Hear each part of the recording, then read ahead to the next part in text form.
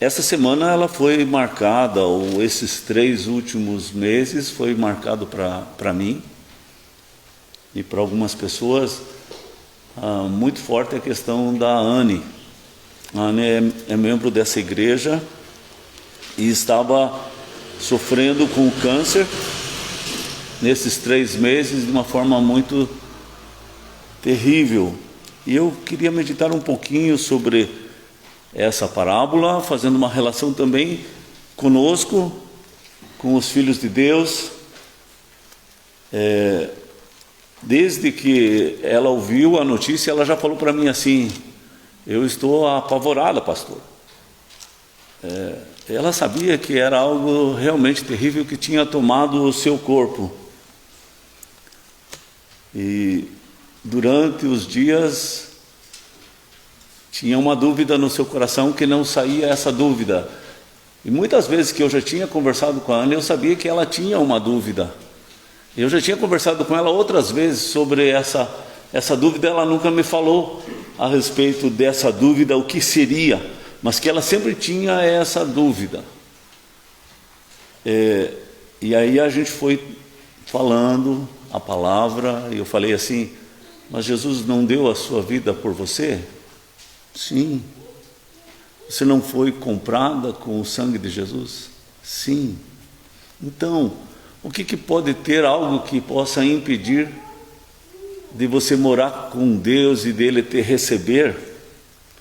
Porque se ele deu a sua vida naquela cruz, tem algo que possa ainda impedir?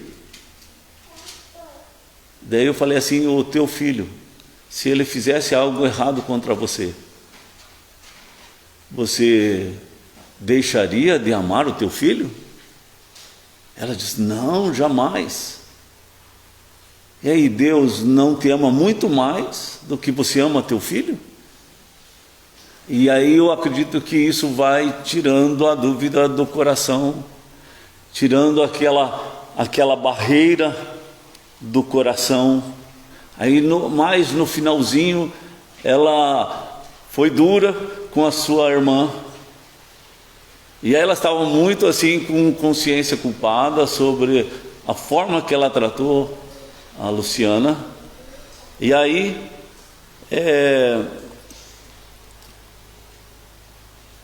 volta a mesma palavra: não tem o perdão, não tem o tratamento de Jesus, não tem o que ele fez por você.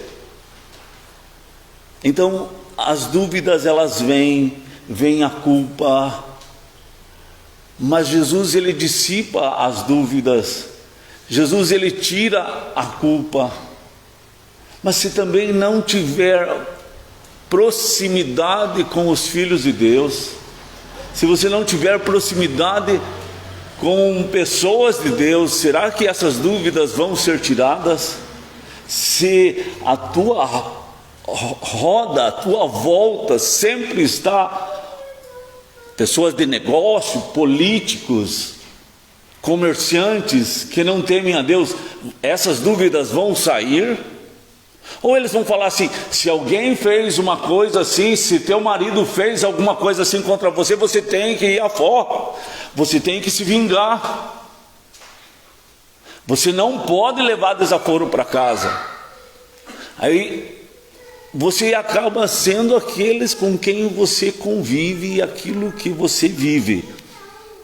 E é exatamente sobre isso que eu queria estar meditando. E por isso eu vejo assim a questão das virgens nécias e das virgens prudentes. Porque as virgens prudentes, com antecedência, elas já estavam enchendo suas vasilhas. Com antecedência, elas já tinham vasilhas próprias para reserva, que na hora da adversidade elas teriam azeite para clarear o caminho. E as outras, as 5 nécias, elas estavam distraídas, elas estavam desapercebidas, elas tinham muitas coisas para fazer, muito ocupadas com muitas coisas. Aí não tinha tempo para encher a vasilha. E essa vasilha é a vasilha da tua alma, é a vasilha da tua vida, que no dia quando você chegar às portas do céu, se essas portas estiverem fechadas, não tem como entrar, diz o texto. E aí o Senhor diz: eu não conheço vocês. O noivo diz: eu não conheço vocês. Porque não havia convívio, porque esse noivo é Jesus. Não havia convívio com Jesus. Elas pertenciam à igreja, elas pertenciam à religião, mas não havia isso no coração. Só era exteriormente, aparentemente. Por quê? O noivo era o mesmo, a festa era a mesma, as lâmpadas eram as mesmas, elas todas eram virgens, todas elas eram da igreja, todas elas estavam convidadas, todas faziam parte do mesmo evento, mas com o destino completamente uma da outra. Umas foram para o inferno e as outras foram para o céu. É bem trágico, é bem radical. E é exatamente o que o texto está trazendo. Então, é o perigo de estarmos distraídos, não apercebidos, porque nós estamos tratando da nossa alma. Então não é a pandemia que tirou a fé do coração das pessoas da igreja. Não é. Não é o dinheiro que tira. O dinheiro só revela o quanto a pessoa não investiu na sua alma. O dinheiro vem como tentação para substituir aquilo que seria Deus na vida dela. Então ela confia no dinheiro. A pandemia só revela a distração das pessoas em relação a Deus. Por isso que daí é mais fácil não vir na igreja e achar que vai pegar vírus, mas daí para ir na política, abraçar pessoas na política é fácil. Para ir numa choperia é fácil. E aí pega vírus, passa para os outros e a pessoa está ali distraída. Uma netinha pegou o vírus, foi para a casa da avó, passou para a avó e a avó morreu. Vai carregar esse peso para o resto da vida, de ter sido distraído, relaxado, que não prestou atenção no que era mais importante. No próprio testemunho, na vigília da Raquel, ela estava falando assim: a gente fica em casa por causa das crianças. Só que fui ficando em casa, e fui me acomodando em casa. Depois veio a preguiça de vir à igreja. É assim que funciona. Não acontece assim de uma hora para outra. É com o tempo. A estratégia do diabo é essa, da abordagem lenta. Ele vai removendo aos poucos. Ele não tem pressa. O que importa é que dentro de tanto tempo ele já tenha conseguido mudar o coração dessa pessoa. Eu estou conversando com um homem que ele está sim num conflito. Ele tem ouvido a palavra e ele está num conflito muito grande no seu coração. Ele tem caído em si que a sua vida religiosa, a sua vida com Cristo, a sua vida de fé é uma farsa. Que ele nunca realmente nasceu de novo, que ele nunca teve realmente Jesus na sua vida. Ele nunca foi salvo, ele falou isso para mim. Que ele nunca creu em Cristo de fato, ele falou isso para mim. Ele diz assim: eu estava 6 anos dentro de uma igreja, mas eu acredito que eu nunca fui salvo. E aí eu colocava metas e eu não conseguia cumprir essas metas, eu me frustrava, eu me desanimava, e assim ia. Tudo que eu fazia, na verdade, dentro da igreja era para minha glória e não era para a glória de Deus. Era para eu aparecer, mas não para Deus aparecer. Ele falou assim: eu usava o meu casamento para os meus desejos, para o meu egoísmo, e eu destruí o meu casamento. E hoje a minha mulher me abandonou por causa do meu egoísmo. E ele estava assim, bem confrontado, bem desanimado com a situação dele. Ele viu quanto ele é crítico em relação à igreja, em relação aos irmãos, soberbo. Ele falou assim: eu me senti um lobo dentro de uma jaula, querendo estar livre, mas a religião me prendia, as barras da religião me prendia, até que eu comecei a olhar a confissão de Davi, até que ele estava na casa do Senhor, até que ele começou a ouvir de fato as mensagens do Senhor no seu coração. E aí ele começa a ser confrontado com essas mensagens. Mas quantos anos ele tem ouvido? Quantos anos ele está ouvindo? E o coração dele não tinha quebrantado, e cada vez estava endurecendo mais. E agora, no momento especial da vida dele, Deus tocou no seu coração e ele está sendo muito confrontado. Mas ele ainda não acertou a sua vida com Deus, mas ele está sendo confrontado. Isso é muito importante, porque quantos ainda estão brincando com a religião, com a fé, com Cristo, estão brincando de casinha, mas não tomaram posse da vida eterna em Cristo Jesus na sua vida inteira. E aí ele começou a citar a respeito do Salmo 51, que Davi diz: eu pequei contra ti, eu pequei contra Deus e somente Deus. Ele não coloca o nome lá de Batseba, ele não coloca o nome do fulano,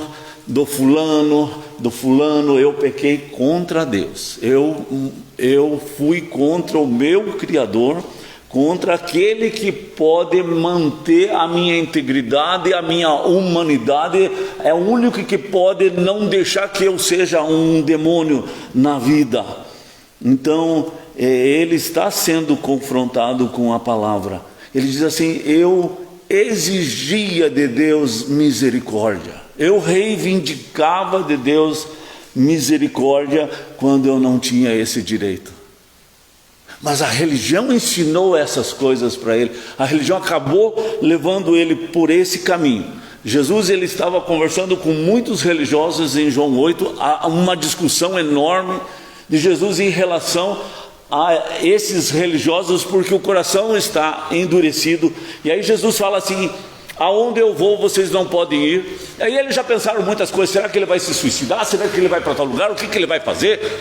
Porque não há entendimento do Espírito Santo no coração dos religiosos para entender o que Jesus está falando. Porque as palavras de Jesus, elas se discernem espiritualmente. Para nós podermos entender as palavras de Jesus, nós precisamos orar pedindo para que Deus abra o nosso coração e nos dê entendimento, senão não vai ter entendimento.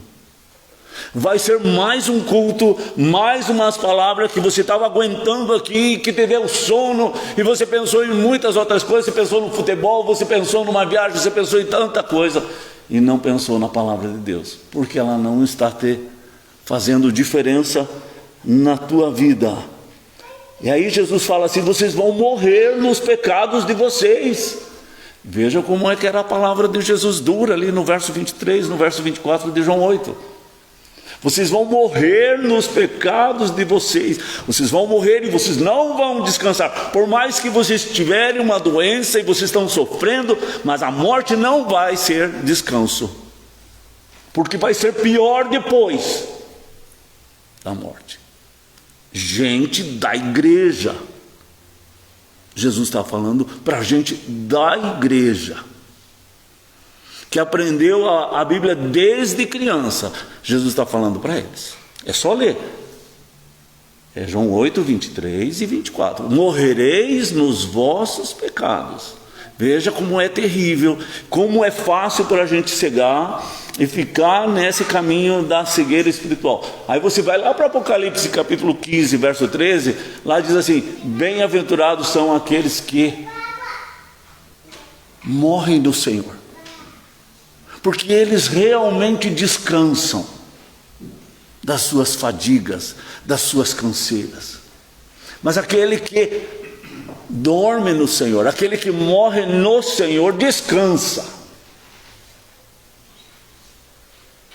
Aquele que não morre no Senhor, aquele que não descansa no Senhor, que dorme no Senhor, esse descansa. Porque ele confia no Senhor, ele vive na presença do Senhor. Ele prefere a casa do Senhor do que a tenda da perversidade.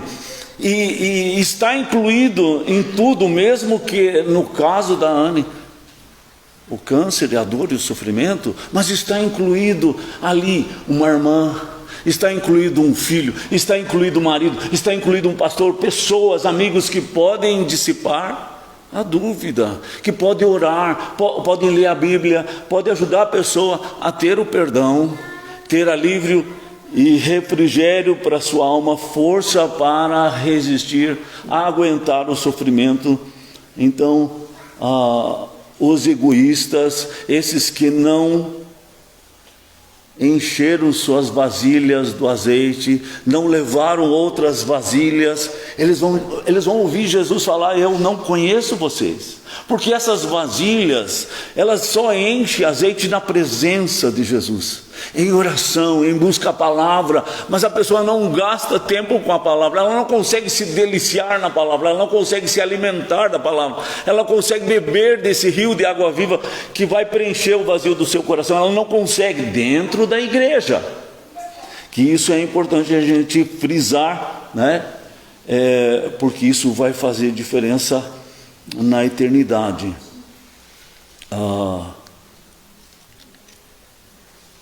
O egoísta, essas virgens nécias, elas não vão ter Jesus para carregar no momento que elas não conseguem ser carregadas. Carregar por conta própria. As virgens nécias, elas não vão ter essa paz no coração. Não vão ter aquele que é o pastor da sua vida, que faz enfrentar o vale da sombra da morte sem medo, porque estavam distraídas, ouvindo a Globo,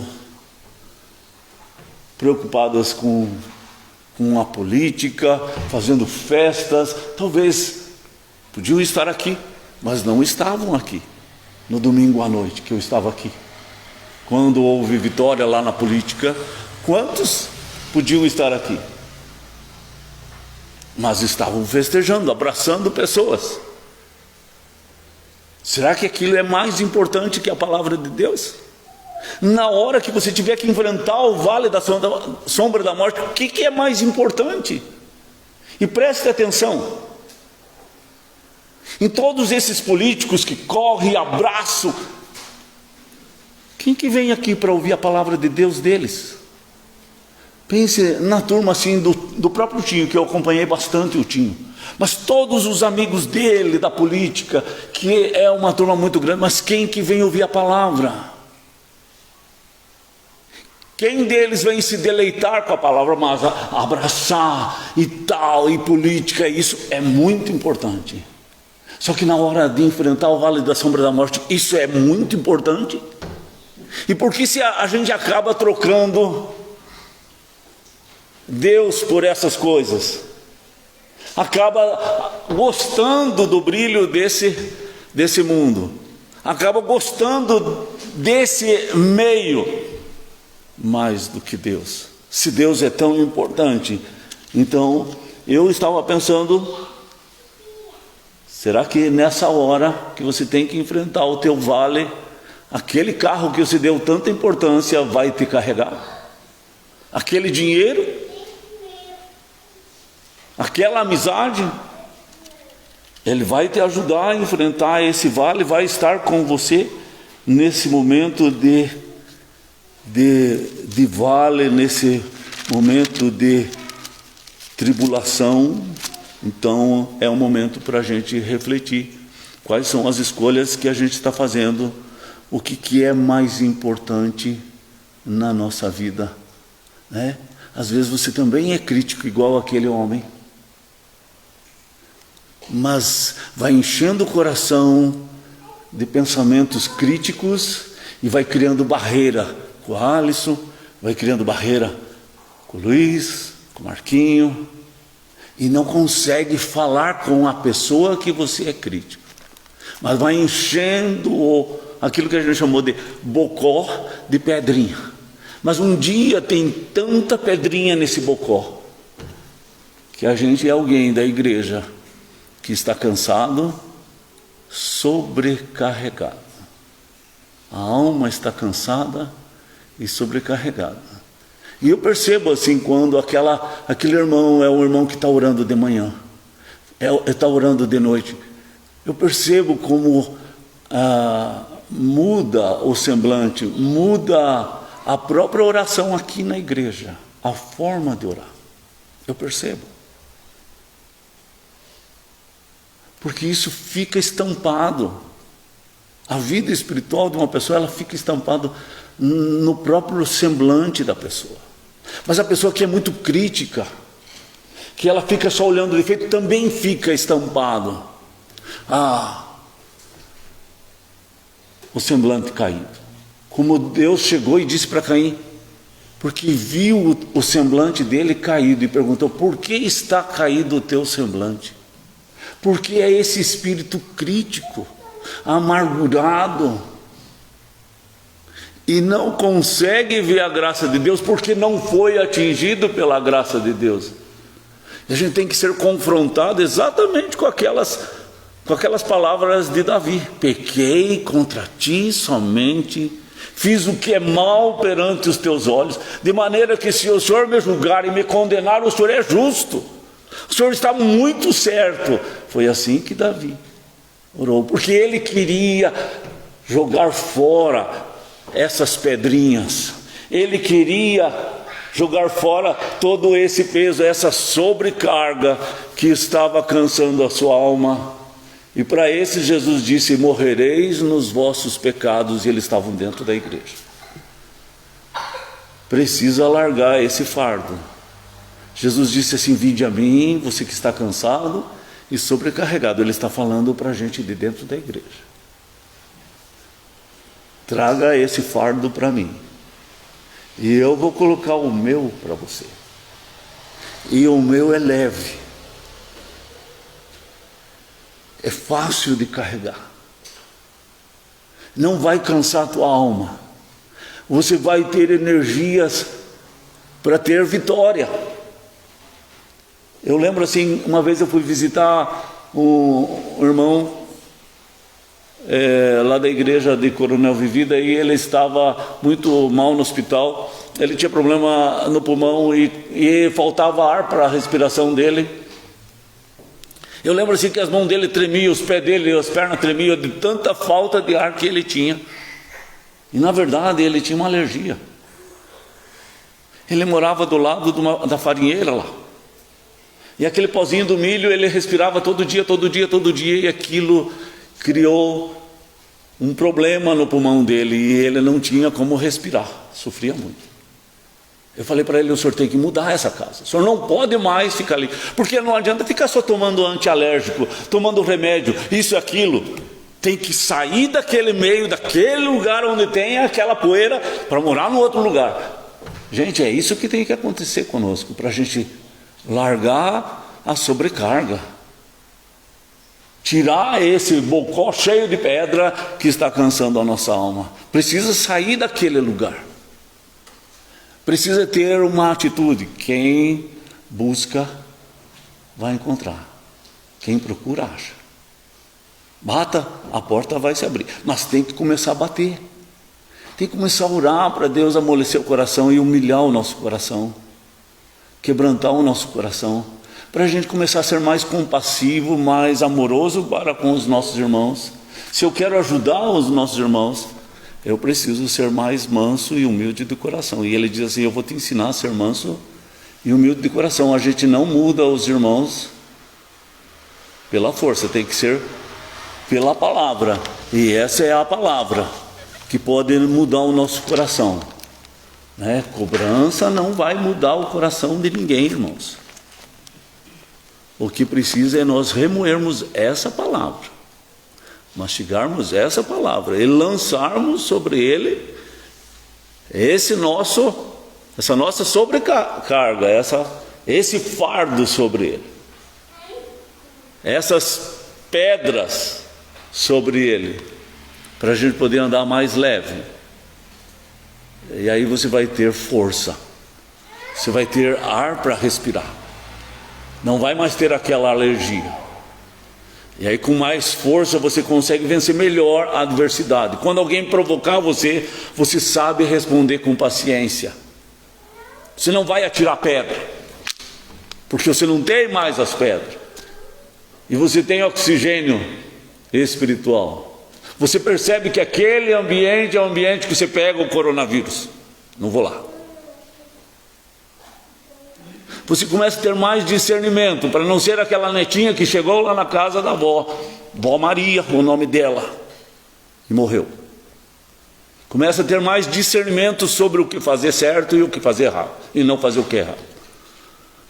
Então Deus, Ele está querendo nos ensinar a nossa igreja, né?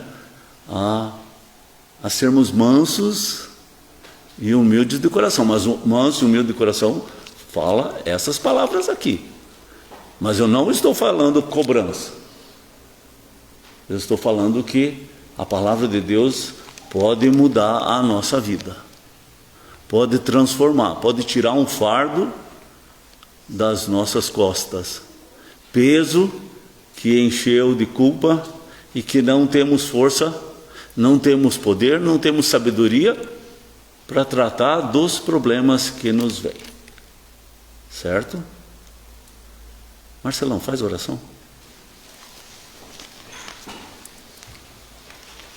Senhor, trabalha no nosso coração, Paizinho.